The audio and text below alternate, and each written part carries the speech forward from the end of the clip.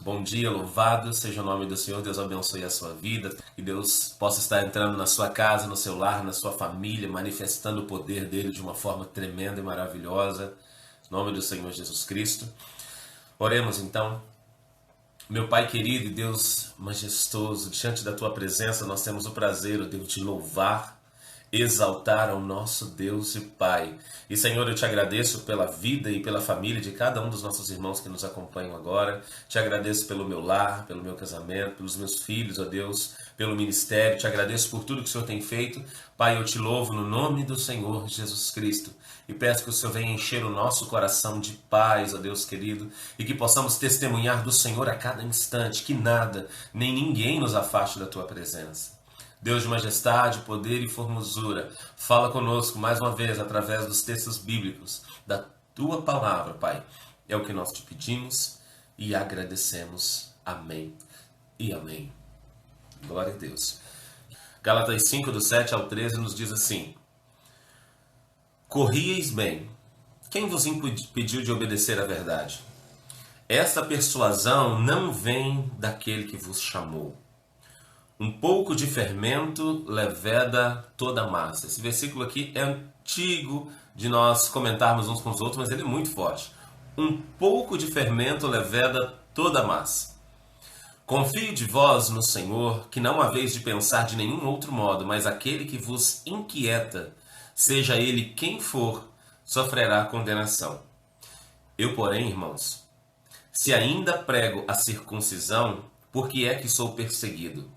Logo, o escândalo da cruz está desfeito. Quanto aos que vos andam inquietando, quem dera se mutilassem. Vós, irmãos, fostes chamados à liberdade. Não useis, porém, a liberdade para dar ocasião à carne, mas servi-vos uns aos outros pelo amor. Amém? Queridos, começando do versículo número 7, o apóstolo Paulo vira para os Gálatas, que lá no iniciozinho do Evangelho de Gálatas, ele começa, o versículo 6 do capítulo 1, ele diz assim, olha: Admiro-me que tão depressa estejais passando daquele que vos chamou na graça de Cristo para outro evangelho. Então Paulo já entra escrevendo essa carta com um tom de correção. Ou seja, os Gálatas estavam vivendo uma vida tranquila com Deus, vivendo em paz, correndo bem, como diz aqui o versículo 7. Mas depois alguém introduziu alguma coisa e Paulo ficou sabendo disso. E Paulo foi e mandou uma carta para poder corrigir as suas ovelhas, porque a preocupação do pastor é essa. Ele dá o carinho, ele entrega a palavra, ele revela Jesus ou mostra Jesus, traz Jesus para que o Espírito Santo faça a obra. Mas no fim das contas fica na mão das ovelhas e do Senhor Jesus Cristo. Mas as ovelhas costumam ouvir outras conversas e essas conversas vão tirando ela do evangelho da salvação. Isso é um perigo muito grande, que nós não podemos sair da palavra de Deus. Saímos desses textos sagrados, queridos, tudo é maldição. É isso que a própria Bíblia fala. Se alguém vier pregar outro evangelho, que não esse que está escrito aqui, que os discípulos ensinaram, mesmo que venha um anjo do céu pregar, é maldição. Não existe outra coisa fora das palavras, fora das páginas da Bíblia Sagrada. Isso nós precisamos estar completamente conscientes, porque Jesus é todo poderoso. Ele é dono de todas as coisas, ele controla todas as coisas e ele não permitiria que eu e você ficássemos desamparados com a Bíblia que não fosse verdade. Nós não precisamos nos preocupar que o nosso Deus se tornou vítima da humanidade, da bibliografia, vítima dos homens do passado, para não permitir que a Bíblia chegasse como está até nós. Não, ele sempre levantou pessoas aguerridas ali para defender o conteúdo bíblico. E se umas não quisessem, ele levantaria outras, porque o Senhor tem controle. Então, creia, veio até nós exatamente o que Deus queria que viesse. É uma questão de fé. E o versículo 7, Paulo diz assim, olha: Vocês corriam bem. Quem vos impediu de obedecer à verdade? Vocês estavam caminhando no caminho correto. Vocês estavam vivendo a verdade de Deus. Vocês aprenderam correto, mas agora vocês se desviaram do caminho da verdade. Irmãos, quem se desvia do caminho da verdade, automaticamente entra no caminho da mentira. Existem dois caminhos. E no meio desses dois caminhos, por mais que alguém ache que exista um muro, Não existe um muro. E como costumam dizer, se existisse um muro, o muro é do diabo. Os irmãos estão entendendo? Quem está na verdade e sai da verdade, automaticamente entra na mentira e no caminho da perdição. A vantagem é que enquanto estamos no caminho, temos chances de converter de um caminho para o outro. Enquanto estamos caminhando ali, nós temos chances de entrar num lado ou no outro. Mas quanto mais tempos nós passamos no caminho da perdição, mais colheitas ruins nós vamos ter na nossa vida. Qualquer que seja a área que você estiver preocupado, seja no seu casamento, seja no seu trabalho, seja nos relacionamentos, qualquer que seja, tudo aquilo que você faz de forma contrária à palavra de Deus, por mais que você se converta lá na frente, haverão consequências naturais daquilo que você faz. No seu casamento acontece muitas dessas coisas. Pessoas que não ligam para a fidelidade, ou quando são jovens, se entregam aos prazeres da carne. Irmãos, todos, do mais sábio ao mais simples, tudo que nós plantamos nós vamos colher. Então toda decisão de morte para mim, de agradar o meu Deus, eu faço o quanto mais cedo, mais recompensa eu tenho. Aí alguém pode perguntar, mas pastor, Deus vai ficar recompensando as minhas boas ações? Sim. O livro de Hebreus fala que Deus é galardoador daqueles que o buscam, certo? E em Jeremias 33:3 fala que Deus está dizendo, invoca-me, e eu te responderei, e te anunciarei coisas grandes e ocultas que você não sabe. Há uma recompensa para o que busca, e não há recompensa nenhuma para o que não busca. Mas as atitudes trarão consequências, não é só questão de ter recompensa ou não. O Senhor recompensa aqueles que o agradam, aqueles que o amam, aqueles que buscam fazer a sua vontade, e aqueles que deixam a própria vida para agradar o Senhor. E foi isso que o apóstolo Paulo fez o tempo todo. Mas olha como esse homem era sério no ministério. Ele não era politicamente correto. Por que eu digo isso? Versículo 8 ele diz, esta persuasão, a palavra persuasão significa convencimento. Ou seja, essa persuasão de quem está vos convencendo a viver desta forma, essa persuasão não vem daquele que vos chamou. Verso 9, um pouco de fermento leveda toda a massa.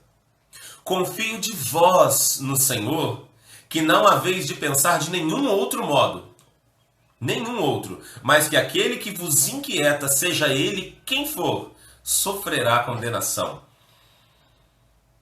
E não, irmão, será que se o apóstolo Paulo estivesse nos nossos dias e falasse isso aqui em cima do nosso púlpito, nós iríamos aceitar? Olha o que ele está dizendo. Confio de vós no Senhor, que não haveis de pensar de nenhum outro modo, a não ser o evangelho que Paulo pregou.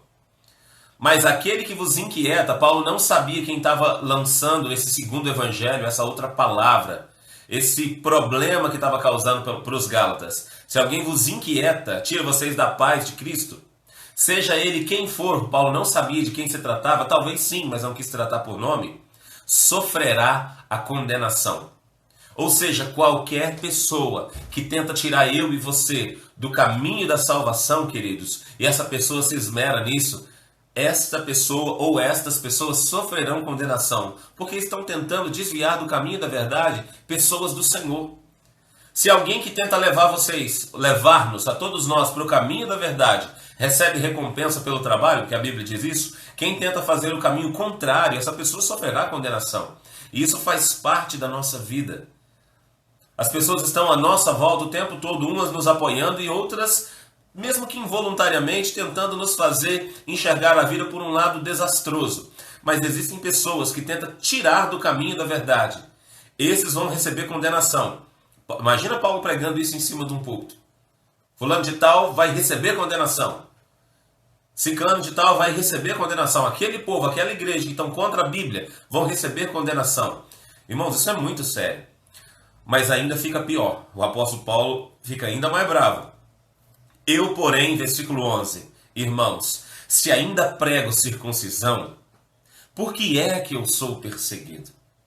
Logo o escândalo da cruz está desfeito. Quanto aos que vos andam inquietando, mais uma vez, o povo que tira eles da quietude, da paz de Cristo, quem dera se mutilassem.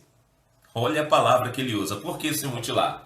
Se os irmãos pegarem o contexto do capítulo 5 de Gálatas, e um pouco atrás também ele está falando sobre a circuncisão. Ali você poderia usar nessa época uma faca, uma espada, uma faca de pedra, né? Como Moisés usou no Velho Testamento, ele usou uma pedra afiada, imagina, sem anestesia, sem nada. Agora Paulo está dizendo, essas pessoas que vos inquietam, tentando fazer vocês se circuncidarem, a viver debaixo da lei, eles, enquanto estiverem circuncidando a si mesmo, quem dera que eles errassem o corte dessa faca e se mutilassem. Irmão, você já imaginou Paulo falando isso hoje? É o mesmo que dizer, quem dera que quem estiver batendo no próprio peito, que erre a força e acabe se machucando.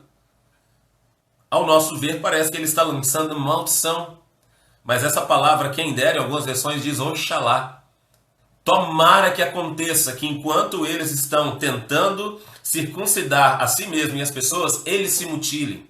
Eles percam o controle do instrumento cortante da mão e se cortem. Irmãos, isso aqui realmente não se encaixaria nos nossos dias. Mas o que eu vejo não é esse lado de uma maldição de um apóstolo que talvez seria inconsequente, de forma nenhuma. O que eu vejo é alguém tão temente à palavra de Deus que o auto se mutilar, mesmo que seja por acaso, ou falar que alguém recebe condenação, não chega nem perto da preocupação de um servo de Deus que pregou para muitas pessoas, que evangelizou os Gálatas e viu os Gálatas caminhando para a salvação e agora vê os Gálatas caindo da salvação. Ou seja, é muito mais importante do que alguns cortes ou de uma palavra dura, as pessoas continuarem caminhando para a luz. E nós, irmãos, diferente do apóstolo Paulo, nós somos muito politicamente corretos. De verdade, eu não sei se nós teríamos coragem de chegar a viver da forma com que esse homem viveu. Esse homem não se preocupava com o que as pessoas iam pensar. Esse homem não se preocupava com o que alguns iriam dizer. Ele vivia o evangelho com todo fervor, a todo vapor, a 160 por hora e não tinha muito freio. Mas ele servia com o coração completamente aberto na presença de Deus. Para finalizar, ele diz assim, o versículo 13, que é o da nossa lição. Vós, irmãos, fostes chamados à liberdade. Ou seja, vocês estão livres. Vocês têm autoridade para ser livre. Não useis, porém, vírgula, a liberdade para dar ocasião à carne, mas servi-vos uns aos outros em amor. A nossa liberdade não é para pecar. A nossa liberdade não é para sair dos versículos bíblicos. A liberdade é a liberdade de uma prisão que todos nós já nascemos com ela, que foi causada por Adão lá no passado, há muito tempo atrás. A partir do pecado de Adão, todos nós nascemos debaixo do pecado e precisamos que haja morte e derramamento de sangue para sermos salvos. Por causa de Cristo derramando o sangue dele, nós já não mais precisamos disso. Estamos livres dessa maldição. Mas a lei de Deus, por mais que nós não estejamos debaixo dela, a lei revela a vontade do Pai. Então nós somos livres pelo Pai, através de Jesus Cristo, para fazermos o que nós queremos do nosso jeito? Não. O que o Pai gosta, ele ainda continua gostando. O que o agrada, ainda continua agradando. Um coração quebrantado e contrito, um coração obediente e um coração que ama. Olha o que Paulo continua dizendo. Servi-vos uns aos outros pelo amor. Quando nós estamos servindo uns aos outros pelo amor, irmãos, nada mais nesse mundo importa. Eu vejo muitas pessoas perdidas, desorientadas, mas o que a Bíblia nos chama a viver é uma vida de adoração. Se eu e você somos adoradores, nós amamos a Deus, nós amamos o próximo, nós servimos quem tem necessidade, porque a nossa recompensa é a adoração ao Pai. Nós sabemos que o que estamos vivendo aqui é momentâneo, sabemos que o que nós temos é algo pequeno, é algo que vai passar. Hoje podemos ter, amanhã podemos não ter, mas nós sabemos em quem temos crido. Jesus disse, não vos preocupeis com nada. Se a nossa vida e o nosso coração é um coração de adorador, e essa adoração ela é conforme o que Deus tem nos dado, irmãos, nós vamos entregar tudo. E Deus seja glorificado sempre. Amém? Louvado seja o nome do Senhor. Eu espero que os irmãos tenham conseguido captar a mensagem e aquilo que eu não consegui transmitir, que o Espírito Santo possa trazer no coração de cada um dos irmãos.